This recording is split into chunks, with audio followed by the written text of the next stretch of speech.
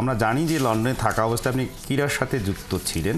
বাংলাদেশেও আমরা দেখছি আজ আপনারা একটি ক্রীড়াঙ্গনে একটি নতুন কমিটি আত্মপ্রকাশ করেছে। তার মধ্যে আপনারা বলেছেন যে ক্রীড়াঙ্গনকে রাজনীতি মুক্ত করা কিংবা দলীয়করণ মুক্ত রাখার মিশন হচ্ছে এই কমিটির মূল উদ্দেশ্য। কেন? ওয়েল, এইটার উত্তর দিতে গেলে এটার বিষয়ে আরও কিছু তথ্য আপনাকে দিতে হবে। আপনারা জানেন যে বর্তমানে যে অন্তর্বর্তীকালীন সরকার রয়েছে তারা বিভিন্ন জেলা ক্রীড়া সংস্থার যে সদস্য থাকে তাদেরকে মনোনীত করা হয় ডিসিদের মাধ্যমে। এবং আপনারা জানেন যে দীর্ঘদিন 17 বছর আওয়ামী লীগ ক্ষমতায় থাকা অবস্থায় দক্ষ সংগঠক কিন্তু কোনো না কোনোভাবে হয়তো বা বিএনপির রাজনীতির সাথে জড়িত, তার কারণে তাদেরকে বাদ দিয়ে রাখা হয়েছিল, তাদেরকে বঞ্চিত করে রাখা হয়েছিল, তাদেরকে কাজ করার সুযোগ দেওয়া হয় নাই। আমরা এখন এসে লক্ষ্য করছি যে তাদেরকে সুযোগ দেওয়ার বদলে বর্তমান যে একটা নতুন রাজনৈতিক দল তৈরি হয়েছে এবং তাদের একজন প্রতিনিধি ওই মন্ত্রণালয়ের উপদেষ্টা হিসেবে দায়িত্ব পালন করছেন, তারা মানে ক্রীড়ার সাথেই যুক্ত না এরকম কিছু মানে অনভিজ্ঞ লোকদেরকে এনে সেখানে প্রতিনিধি বানানোর চেষ্টা করছেন।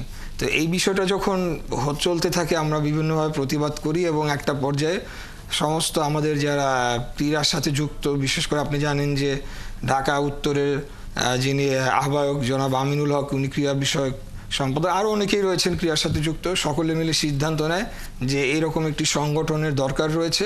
কারণ আমরা তো বলছি যে আমরা দলীয়করণ করব না, কিন্তু একটা দলকে বাদ দেওয়ার মাধ্যমেও কিন্তু দলীয়করণই করা হচ্ছে, অর্থাৎ আরেক দলের পক্ষে এগুলোকে নিয়ে যাওয়া হচ্ছে। এবং আমরা সুস্পষ্টভাবে লক্ষ্য করছি যে বিএনপিকে এখানে ডিপ্রাইভ করে, তাদেরকে কোণঠাসা করে অন্যদেরকে এখানে যারা ক্রীড়ার সাথে হয়তো তেমন একটা যুক্তই না তাদেরকে মনোনীত করা হচ্ছে ঢাকায় বসে।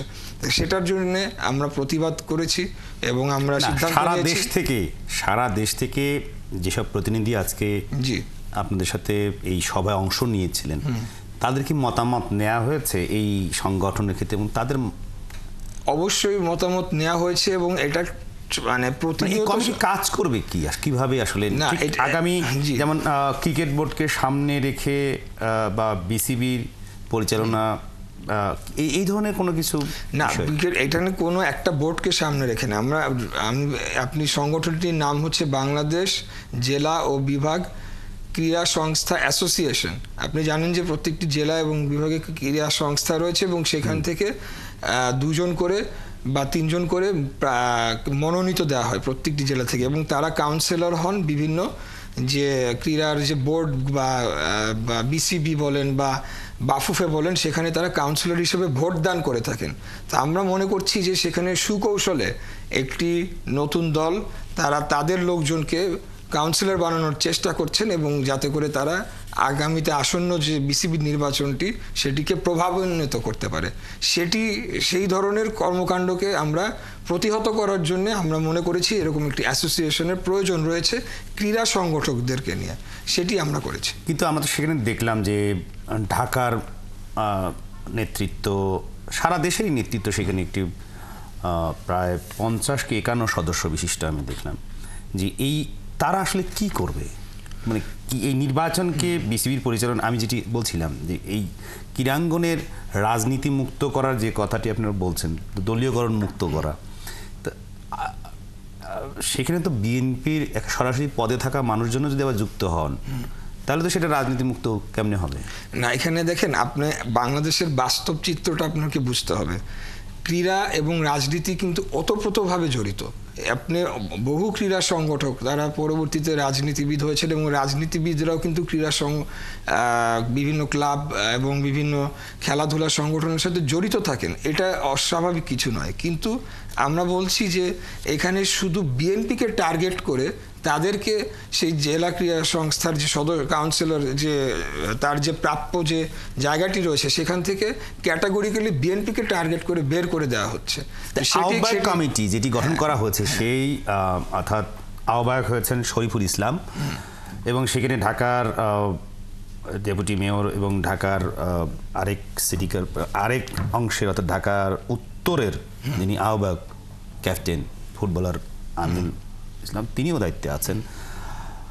তাদের কাজটি আসলে কি হবে? আমি তো দেখছি যে রাজনীতি মানে দলীয়করণ মুক্ত, রাজনীতি মুক্ত করতে গিয়ে তো আর মানে আপনার দল বিএনপি মুক্ত করার জায়গায় যুক্ত হবে কিনা? না, এটা এই পরিস্থিতির উদ্ভব হয়েছে এই বর্তমান সরকারের কারণে। তারা যদি এই প্রক্রিয়াটি না করতো তাহলে হয়তোবা এই সংগঠনের কোনো প্রয়োজনীয়তাই ছিল না।